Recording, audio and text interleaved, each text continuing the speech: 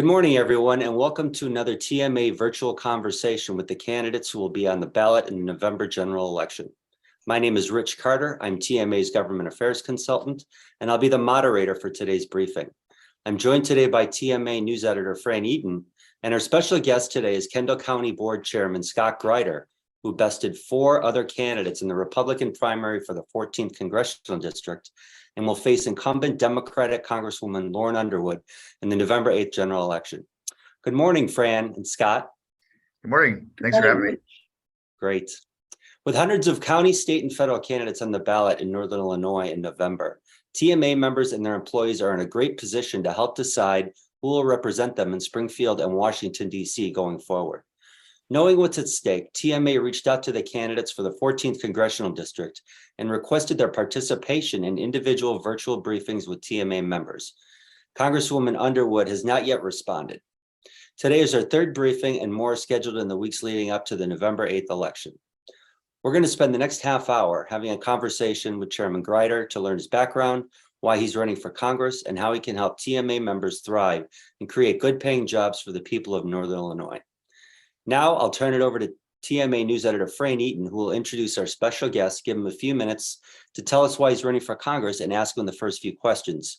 At the end of the program, TMA members will have an opportunity to ask written questions of Chairman Gryder by typing them into the Q&A tab on the Zoom control panel. Fran, the floor is yours. Thank you very much. Good morning, everyone. Today's our 3rd interview, and we're excited to have with us Scott Gryder, who is running in the 14th Congressional District, and his title is Chairman. So why is that? Well, that's because he is the chairman of the Kendall County Board. Currently, after serving for 3 terms on the board itself, he's been living in Plano, Illinois for years and years, most of his life, and he's a graduate of Plano High School, holds a bachelor's in business administration from the University of Illinois in Springfield, and has a Juris Doctor from the DePaul College of Law, and earned a public affairs certificate in Illinois government from the Leadership Academy at the University of Illinois Institute of Government and Public Affairs. He's currently president of the Commercial Services and Senior Council at the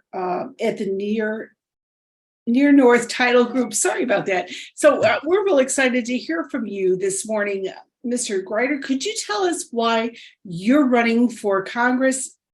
Go ahead. Yeah. Well, thanks for having me. Thanks to the TMA and Rich and Fran. I'm excited to be here this morning. And my name is Scott Gryder, as you said, and I'm looking to be the next congressman from the 14th Congressional District. I'm currently the Kendall County Board Chair, and you gave me a great intro there, as the president of the Commercial Services Group. And I actually live now in Oswego, grew up in Plano, and my wife is from the town of Yorkville. They were arch rivals, growing up. So I always joke that we had to settle in neutral territory here in Oswego to raise our family. But one of the best jobs that I have, in addition to the chairman and working for Near North, is being a volleyball dad to my 7th grader and 7th grade daughter. And so that's a big reason why I'm running for Congress is for our future. And I think that we need change. And with my experience, I believe that we can give the people of the 14th district a voice that brings just that to Washington, D.C. As a county board member, I've worked really hard to bring transparency, accountability, and tax relief to our residents. Within months of being elected, I had introduced on the board, and the board adopted, a 10-point transparency plan. Upon becoming chairman of the board in 2016, we saw new requests for qualifications from our vendors. We'd had many that had served the county for 20 and 30 years, and they did great work for us. But we also kind of wanted to just go back and do a sanity check and make sure that we were getting the best bang for the taxpayer dollar. And it turned out we ended up saving hundreds of thousands of dollars by doing that. We also, since I've been chairman in 2016, we have not taken the CPI, meaning we haven't raised property taxes on our existing taxpayers. We did take it on the new construction, but not on the existing since 2016. So that provides real relief to our county taxpayers on the county portion of their tax bills.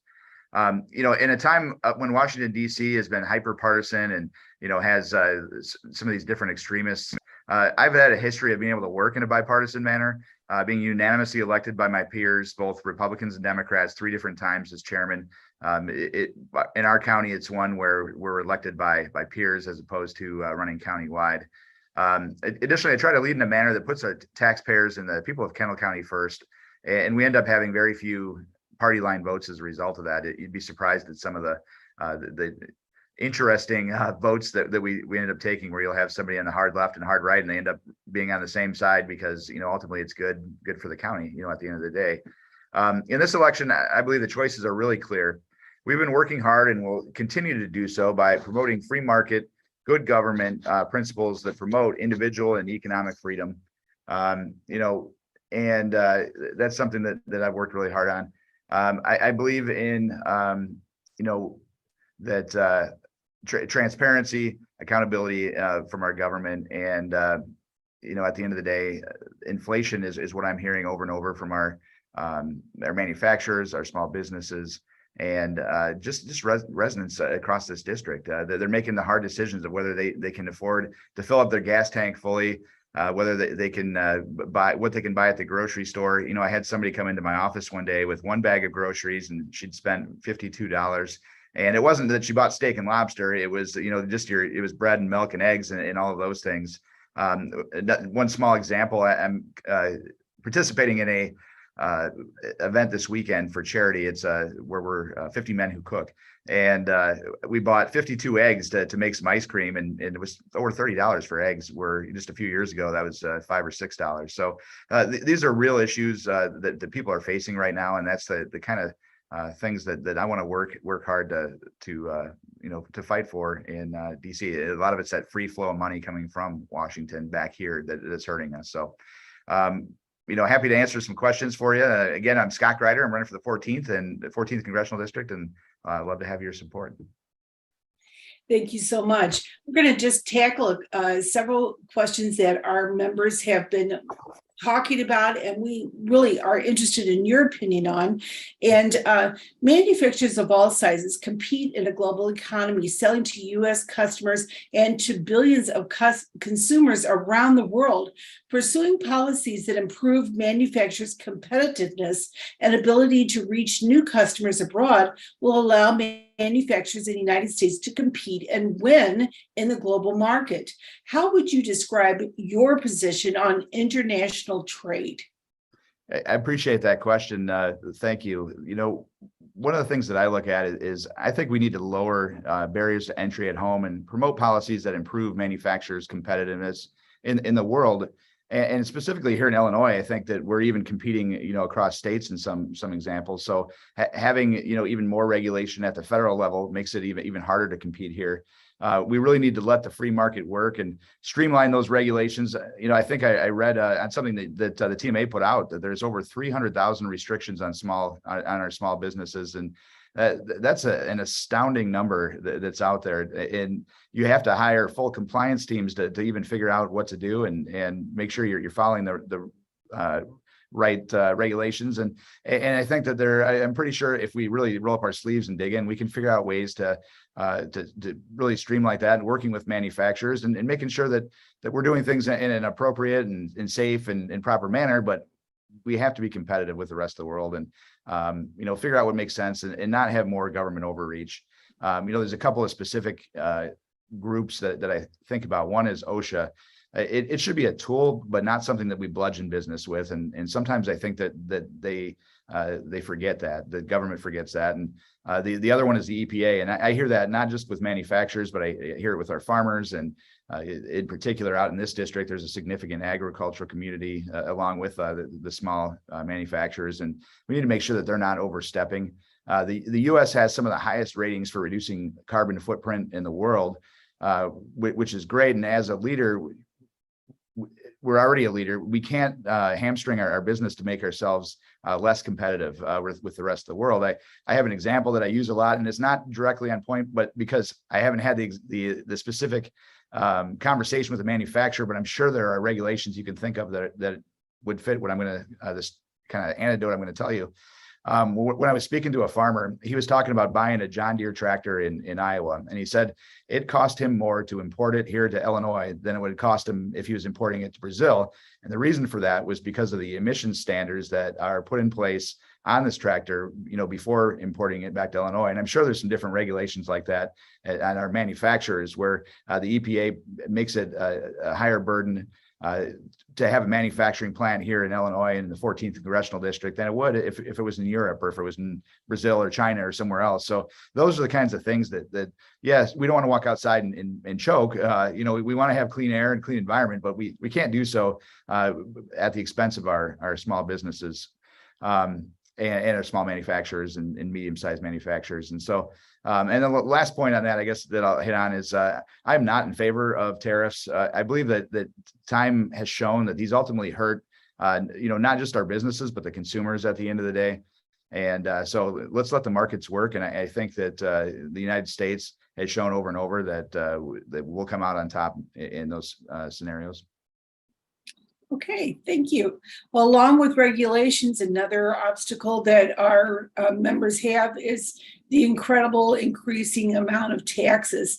And with the congressional commitment to support and build on federal tax policies that were originally passed in 2017, manufacturers will continue leading our workers, communities, and our country towards prosperity. There's talk, however, of reversing those policies that were set up in 2017, and that would increase taxes on those who pay the top individual income tax rates, which often snares small and medium-sized businesses who operate as pass-throughs. What are your thoughts on the American current tax policies, and what do you think, should there be any changes? Yeah, I appreciate that question. And taxes are something that really the fiscal sanity is something that I'm very passionate about. And as I mentioned in my opening, we've worked hard to try to save taxpayers, a lot of money at the local level, and not raise taxes. And that's exactly what I want to do. I have said that, and I am in favor of making the Tax Cut Act from 2017 permanent. Now, that's not to say that I wouldn't be in favor of further simplifying the code. I think I would, if the right things came along. But you look at how the economy was humming along, just a few years ago before we ran into the pandemic and some of these shutdowns, which really crippled our economy. I think that shows, exactly how effective that can be. And, I'd rather send that money back into our manufacturers and our businesses so that they can buy equipment, so that they can invest in a workforce, so that they can invest in training. I think that's a really important part of jobs is being the important thing of being competitive is having ongoing training so that you can evolve with a changing world. And I also think that if we're sending money back into the community, it's better for R&D and innovation, and that's what Americans do best is we innovate. And so, bringing it back home, Illinois has some of the highest taxes in the nation, and I've worked really hard again to keep our property taxes down, which helps our business. And I'll take that mindset to Washington D.C. as well. We really have to be competitive, not just internally here, but globally, and our tax policy is a big part of that. And that the Tax Act as well repatriated billions of dollars as well, and brought it back here to the United States.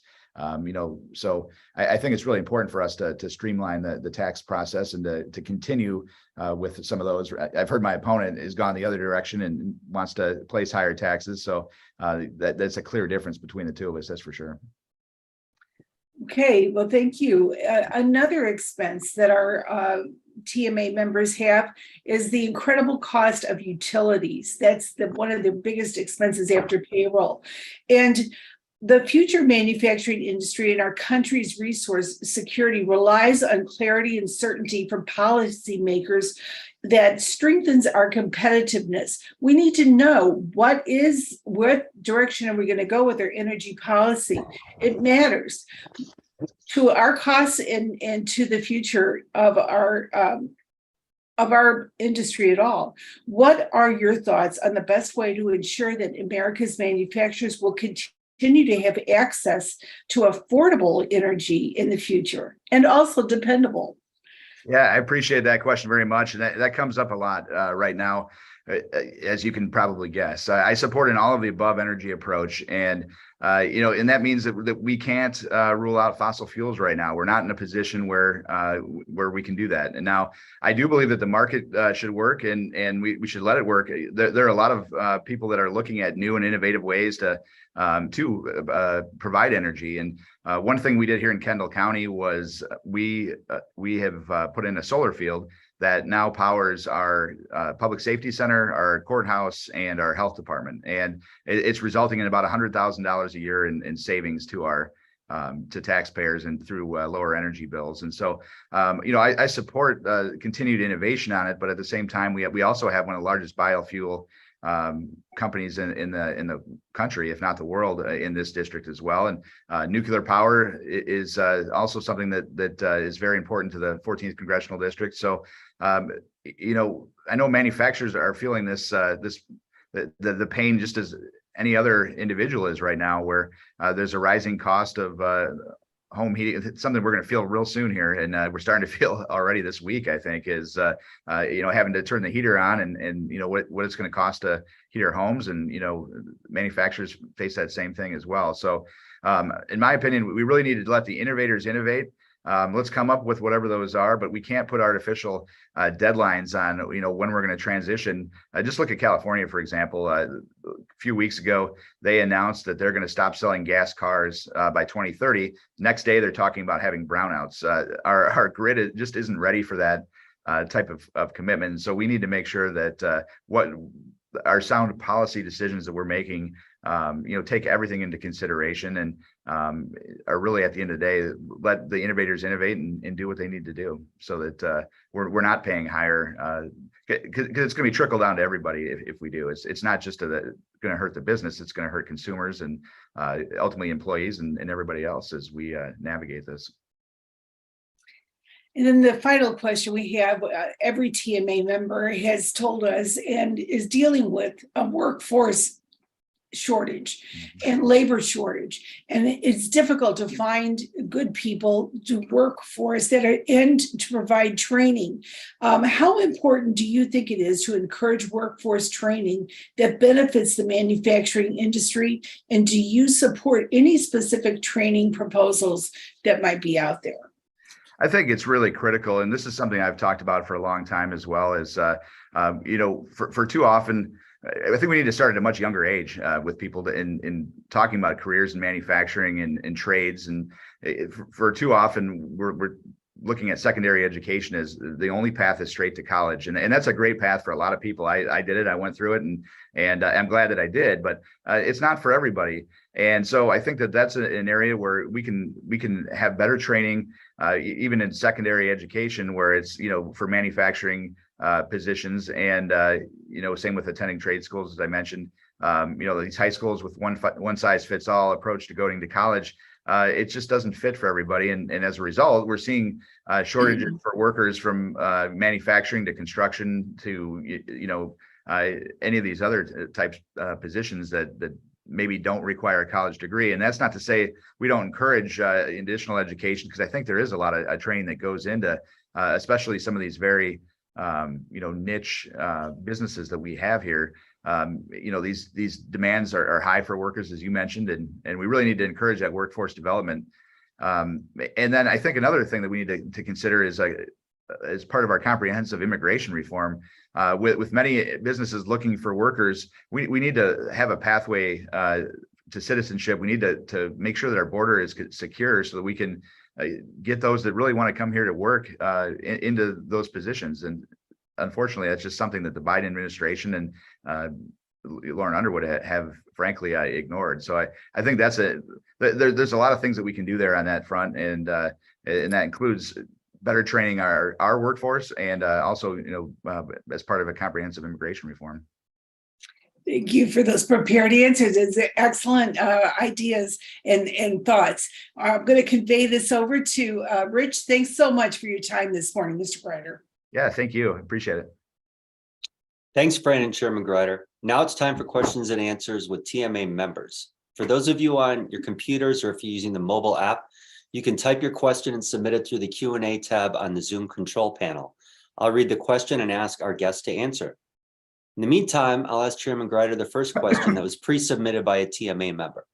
The question is, on the November ballot, voters will again be asked whether or not to amend the Constitution. This amendment, known as Amendment 1 or the Workers' Rights Amendment, would establish a constitutional right for employees to collectively bargain and would effectively ban right-to-work laws in Illinois. How will you be voting on this ballot question, and why have you chosen to vote that way? Chairman Gryder?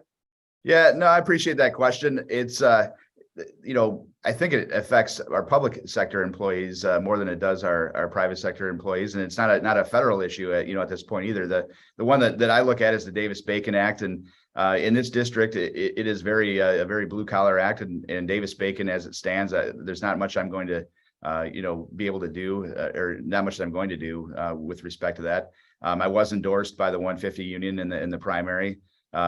Because a big important thing to me is building our infrastructure out, and I think that helps all of our business by building infrastructure.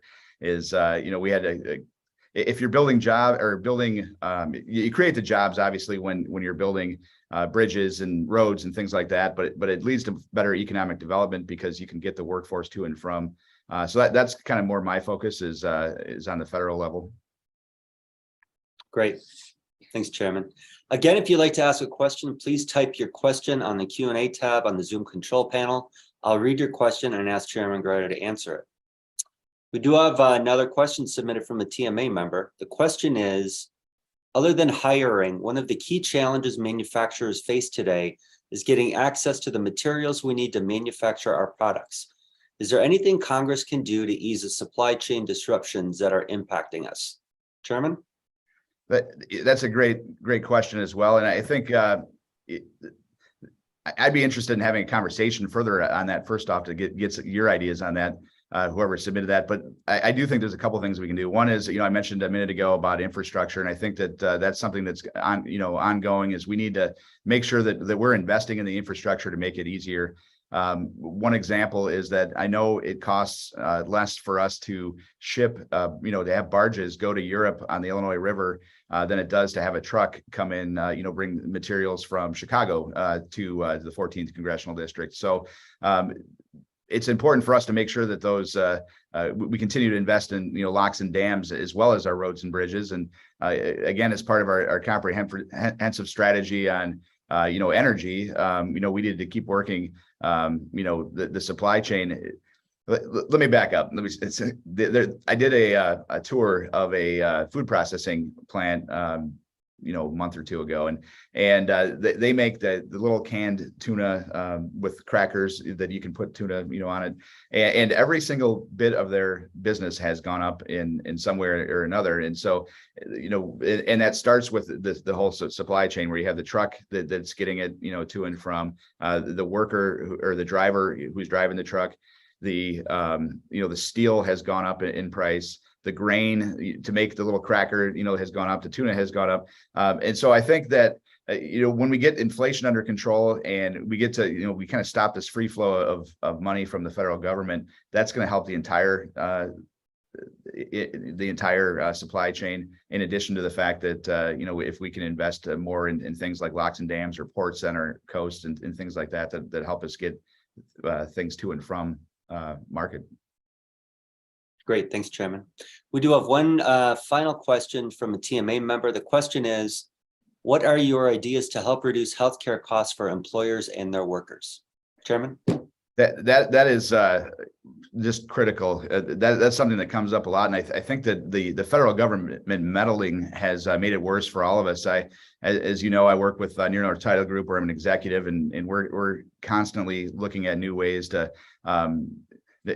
try to make sure that our employees have the best care that they have, but something that's affordable. And so if you go through the exchanges, for example, there are a lot of areas where we don't have competition. And so we need to open up competition first off. And there's some counties here in Illinois that only have one or two options on the exchange. So that's something that we need to fix. And then we need to let the markets, let the market work. And both at the county and I guess I should, we have the same issue there too, where we want to make sure that our employees are covered and have the best coverage that they can have. But once again, you have all these regulations and red tape that get in the way. And at the end of the day, having competition and a free market and not the subsidies on specific, prescription drugs, for example. They subsidize certain drugs, and if you can let my answer at the end of the day is going to be open markets for most things and competition, and you'll see prices go down and better coverage and everything else, because that's what we do in America. We innovate and we compete and we come up with new ways to do things. And so, I think the answer is more marketplace and less federal government intervention. Great. Thanks, Chairman. Unfortunately, we run out of time. Chairman Gryder, do you have any closing thoughts for TMA members? No, I appreciate the opportunity to be here today. Many of the issues that we're facing, from paying higher gas prices to grocery bills and higher supplies, are directly related to government action. And it's time to send someone to Congress who will rein in a lot of this reckless spending. There's been $9.1 trillion in government spending since February of 2021. There's 435 members of Congress and approximately 750,000 people per district. So if you break that down and do the math, that's almost $27,500 per person in additional government spending, and that's just not sustainable. And so we really need to get back and empower our manufacturing sector, for example, to get out and do what they do best and innovate and create jobs and get this market running again. So as it should. And unfortunately, the government has picked a lot of winners and losers over the last couple of years. And I think the winner should be the American people, which is, those that get out and go to work every day and create value like our manufacturers do. So once again, my name is Scott Gryder. I'm live in Oswego, chairman of the Kendall County Board, and I'm asking for your vote to be the next congressman from the 14th Congressional District. And thanks for having me this morning, Fran and Rich. I really enjoyed this. Great. Thanks, Chairman. That'll do it for today's virtual conversation. I want to thank Kendall County Board Chairman Scott Gryder for joining us today, along with TMA News Editor Fran Eaton for leading a wonderful discussion. And of course, we want to thank all of our TMA members who took the time out of their day to join us this morning and become more educated on the candidates who will be on the November ballot. Thanks, everyone, and have a great day. Goodbye.